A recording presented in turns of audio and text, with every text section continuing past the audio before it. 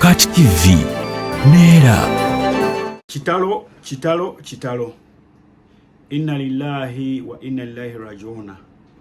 Honorable Segirinya afudde.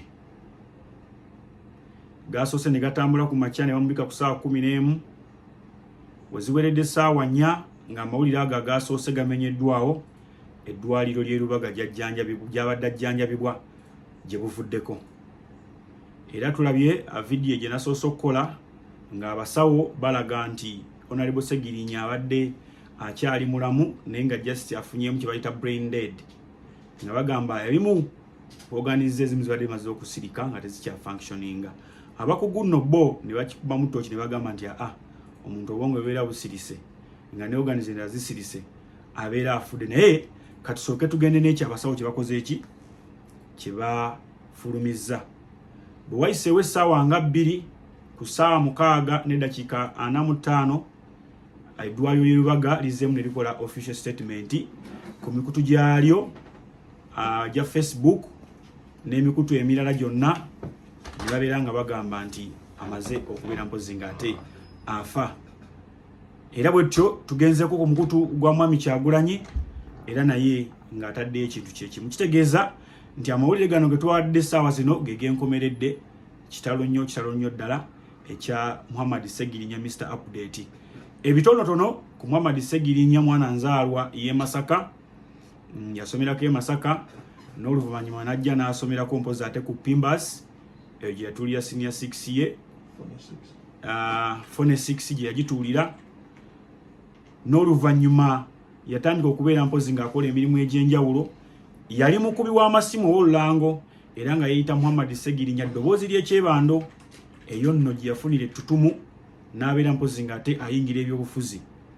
Abadde ku kifo ky'obwa kansala era abadde akiika butereevu ku lukiiko lwa kanso ya Kampala City Council ebiseera ebyo ebyaliwo emabegaawo ng'akiikirira mpozi ate omuluka gw'ekyebando. Eyo nno gye yava ekyo ku bwa kansala yali akiikirira mpozi ate nga wannakibiina kya FDC era abadde ng'ali kabonero ak'ekisumuluzo ebiseera ebyo.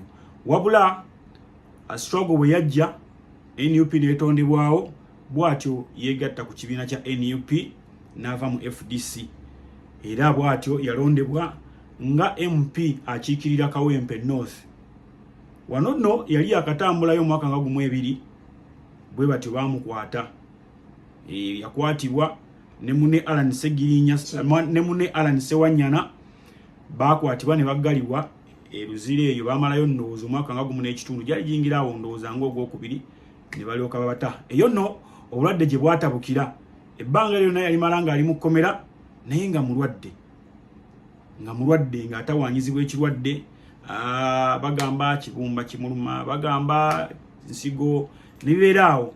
Era bwe yava mu ddwaliro bwe batyo beegayirira Paalamenti ya Uganda eyogere ne gavumenti Segirinya akkirizibwa okubeera ng'atwalibwa mu ddwaliro okujjanjabibwa, kubanga ku misango gye yali yakwatibwa gyali gya naggomola, misango gya bijambiya. Bagamba nti yali akuliddemu abakutema ebijambiya, bw'atyo passport ye na buli kimu byali byakwatibwa nga takkiriza kugenda bweru. Naye oluvannyuma yakkirizibwa n'atwalibwa mu ddwaliro gy'abadde ajjanjabibwa. Yagendako mu ddwaliro lya ensi bagiyita batya ye ensi z'abazungu eyo, n'amala n'addizibwa ate mpozi e Kenya.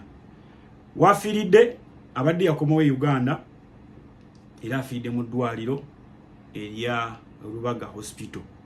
Kitalo nnyo ddala eri bannakibiina kya NUP, kitalo nnyo eri maama wa Segirinya, kitalo nnyo eri abagoberezi ba Mr. Update, gattako n'abantu mu Kawempe North, gattako n'abaana babadde alabirira bamulekwa n'abalala bonna abakyala bannamwandu babadde alabirira, ate mpozi ne famire yonna omukyala tubasaasidde nnyo ddala. Tusabe Mukama Katonda ayongere okubeera nga abagumya, ate ne Mukama Katonda era Allah amusaasire ebyamusobako byonna. Muhammad Segirinya owummula mirembe, ebyokuziika na buli kimu bijja kubeera mpozi ng'ate ebibategeezebwa, kubanga abadde mubaka wa Paalamenti. Kitegeeza alina okutwalibwako mu Paalamenti alina okubeera mpozi ng'ayisibwa mu mitendera ba honorables mwe bayisibwa newankubadde nga musajja musiraamu oba oli awo nti yandibadde aziikibwa olunaku olwaleero ssaawa 10 kuba afudde ssaawa 8 tezinnawera yandibadde aziikibwa olwaleero ssaawa nga 10 but nga bw'omanyi munnange waliwo akantu akakyusibwakyusibwamuko katono okuziikibwa kujja bakubeera nga kubategeezebwa musigale ku mukutu gwa Bokaati mujja kubeera nga mutegeezebwa buli kimu ate ne bakusubscribinga ojja kubeera nga ofuna updates zonna olunaku olwaleero mbeere bulungi mweraba